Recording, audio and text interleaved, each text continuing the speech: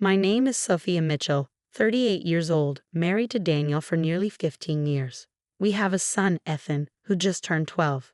3 years ago, after Daniel's father passed away from a sudden heart attack, we made what I now recognize as a critical mistake.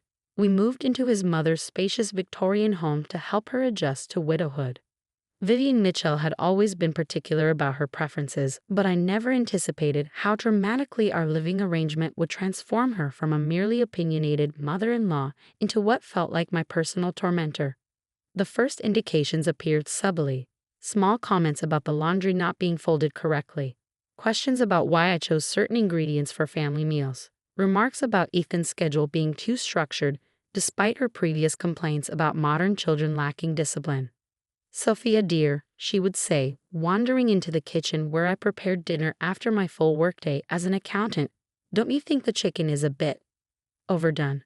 She would pick up a piece with 2 fingers, examining it with a disappointed frown before setting it back down. I always found that Daniel preferred his chicken more tender. His father was quite particular about that too. These interactions grew increasingly frequent, yet whenever Daniel entered the room, Vivian transformed entirely. "Oh, Daniel, your Sophia is such a treasure in a kitchen. I was just telling her how impressed I am with her chicken recipe. Isn't it delicious?" She would beam, patting my shoulder with such convincing affection that Daniel would smile appreciatively at both of us, completely unaware of the preceding criticism. I initially attributed her behavior to grief and adjustment. Perhaps she needed to assert control over her environment after losing her husband of 40 years. I made allowances, bit my tongue, and tried harder to accommodate her preferences. My patience began to waver when Vivian's interventions extended beyond household matters to parenting decisions. Ethan had always excelled academically, but he struggled with anxiety before exams. When he expressed interest in applying to Preston Academy, a prestigious private school known for its advanced science program, Daniel and I supported his ambition while establishing a reasonable study schedule with appropriate breaks. Vivian vehemently opposed this plan. "You're ruining his childhood with all this studying," she declared one evening, interrupting our family discussion about Ethan's application preparation. When Daniel was young, we never pressured him with extra classes and tutors. Children should be playing outside, not hunched over books every evening. "Mom," Daniel responded calmly, "the world is different now. Competition for good schools starts earlier, and this is something Ethan wants. He only wants it because you two have conditioned him to seek your approval through achievement." Vivian countered, looking directly at me as if Daniel's parenting approach was entirely my influence. I maintained my composure but firmly stated, "Ethan specifically asked about Preston after his science teacher mentioned their robotics program. We're following his lead, not pushing him." Vivian's lips thinned into a tight line. "Well, we'll see how long his enthusiasm lasts when he has no childhood to look back on." The conversation ended there, but Vivian's interference continued. She began scheduling surprise outings during Ethan's designated study periods, bringing home excessive treats that contradicted our attempts to maintain healthy eating habits, and questioning our parental decisions in front of Ethan, undermining our authority. One Tuesday afternoon, I returned from work to find Ethan's study materials scattered across the living room floor. "Vivian? Ethan? What happened here?" I called out, setting down my laptop bag. Vivian appeared from the kitchen, wiping her hands on a dish towel. "Oh, Ethan was looking for his science textbook. I was helping him search." The methodical destruction of our organized study space suggested otherwise. Notebooks were open to random pages, flashcards mixed together from different subjects, and several pages appeared torn from Ethan's carefully maintained planner. "Where is Ethan now?" I asked, struggling to keep my voice neutral. "I sent him to the park with some neighborhood children," she replied casually. "He seems stressed about that practice test tomorrow. Fresh air will do him more good than all these books." I stood speechless, aware that the practice test was crucial preparation for Preston Academy's entrance exam scheduled the following week. We had planned a focus review session for that evening. "Vivian, we discussed this. The practice test is important to help Ethan identify areas where he needs additional preparation." "Oh, don't be so rigid, Sophia," she dismissed with a wave of her hand. "One missed study session won't determine his future. Besides, I've been meaning to tell you that I think this whole Preston Academy business is unnecessary. The local public school was good enough for Daniel. I spent the next hour reorganizing Ethan's materials and texting him to come home. When he returned, his expression reflected confusion and guilt. "Grandma said you wouldn't mind if I took a break today," he explained hesitantly. "It's all right, Ethan," I assured him. "Let's just get back to our schedule. The test is important to you, right?" He nodded earnestly. "Yes, I really want to try for Preston." That evening, after Ethan went to bed, I attempted to discuss the situation with Daniel. "I think your mother is deliberately sabotaging Ethan's study schedule." I began carefully. "Today she scattered all his materials and sent him to the park without checking with us first." Daniel sighed. "Mom can be a bit old-fashioned about education, but I'm sure she means well. She probably just thinks Ethan needs more balance." "This isn't about different parenting philosophies, Daniel." She waited until I was at work, dismantled his organized study space, and sent him away right before an important practice test. "That's not a difference of opinion. That's deliberate interference." The conversation ended inconclusively, with Daniel promising to speak with his mother but ultimately suggesting that I might be reading too much into things because of the stress of our living arrangement. The situation reached its inevitable breaking point 3 days later. The Preston Academy entrance examination was scheduled for Saturday morning. Friday evening, Daniel and I planned a special dinner to help Ethan relax. His favorite lasagna, garlic bread, and a small ice cream dessert as a treat before his early bedtime. I left work early to prepare everything, stopping at the specialty Italian market for fresh ingredients. When I called Vivian to let her know I'd be home soon, she assured me that everything was fine and Ethan was upstairs reviewing his notes. Upon arriving home, I was immediately struck by the sound of raucous laughter and electronic game noises coming from the living room. I entered to find Ethan surrounded by 3 other boys, all playing video games amid a chaos of soda cans, chip bags, and cookie wrappers. "Ethan, what's going on?" I asked, struggling to process the scene. "Grandma said I could have friends over for a surprise pre-test party," he explained excitedly, though I detected a note of uncertainty in his voice. Vivian appeared from the kitchen, carrying another bowl of chips. "Sophia, you're early. I thought a little celebration would help Ethan relax before tomorrow." Too much studying makes for a nervous test taker. I glanced at my watch, 6:30 p.m. Ethan's bedtime was set for 9 o'clock to ensure he was well rested for the 8 o'clock a.m. exam.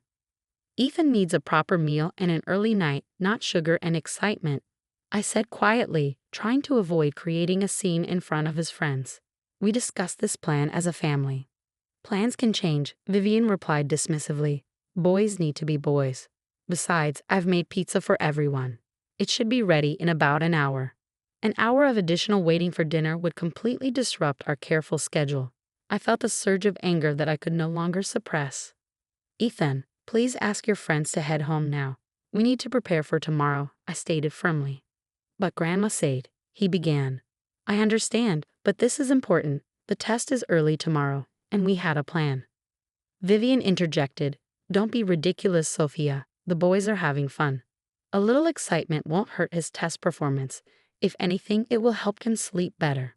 That was the moment something inside me snapped. 3 years of accumulated frustration, undermined authority, and manipulative behavior crystallized into absolute clarity. "Boys," I addressed Ethan's friends directly, "I'm sorry, but we need to end this gathering now.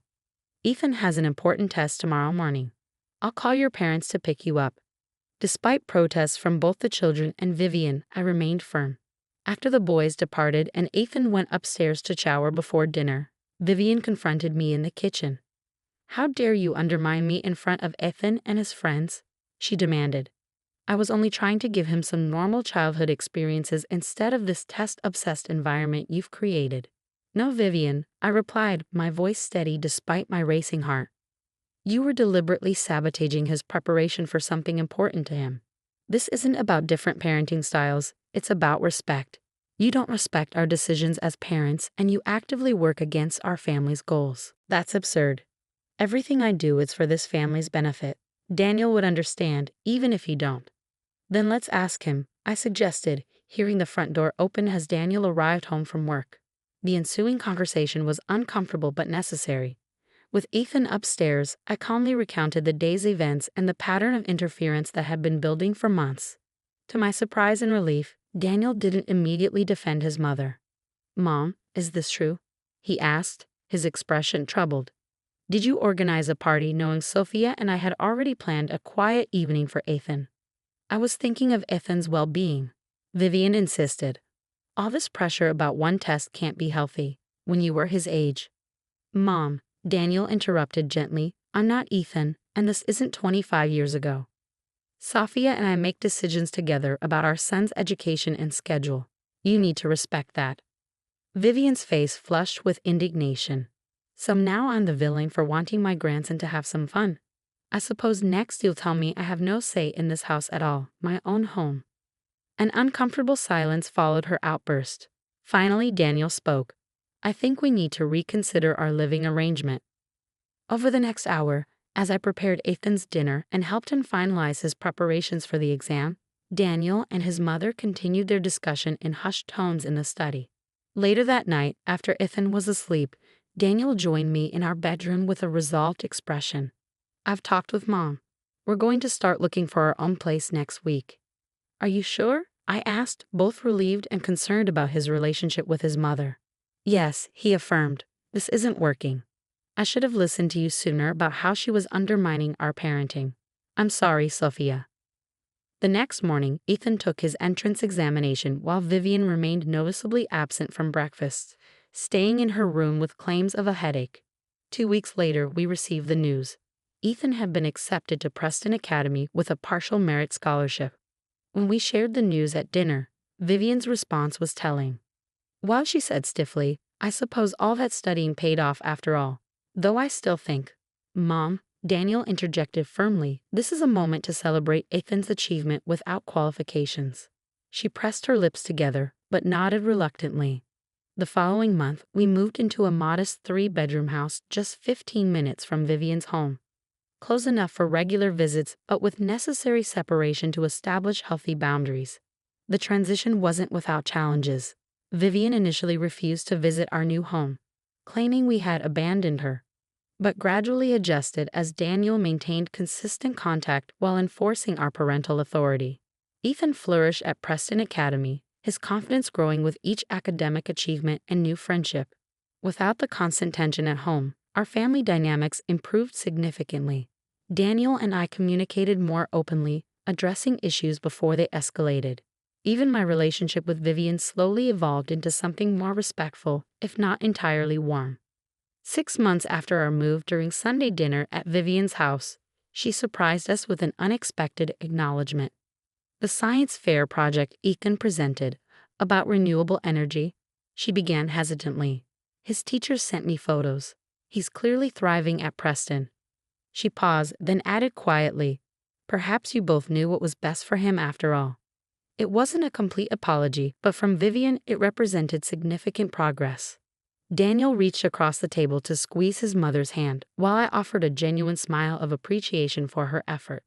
That evening, driving home with Ethan dozing in the backseat, Daniel remarked, "I should have recognized what was happening sooner. I'm sorry you had to endure that for so long." "We all did what we thought was right at the time," I replied. "The important thing is that we found a solution that works for everyone, especially Ethan." Daniel nodded, reaching for my hand. "And for us. I don't think I realized how much tension I was carrying until we moved. Our home feels like our asterisk home now." Looking back, I realized that sometimes the most difficult boundaries to establish are with those we care about most. Living with Vivian taught me that genuine family harmony doesn't come from endless accommodation or silent suffering, but from honest communication and mutual respect. While those 3 years under her roof were challenging, they ultimately strengthened our family unit and, unexpectedly, led to a healthier relationship with my mother-in-law, one built on clearer boundaries and earned respect rather than obligation and resentment. Today, when Vivian occasionally starts to overstep, a gentle reminder is usually sufficient, a vast improvement from where we began. She'll never be the mother-in-law of my dreams, but we found a balance that allows our family to thrive while maintaining meaningful connections across generations. And in the end, isn't that what family is truly about?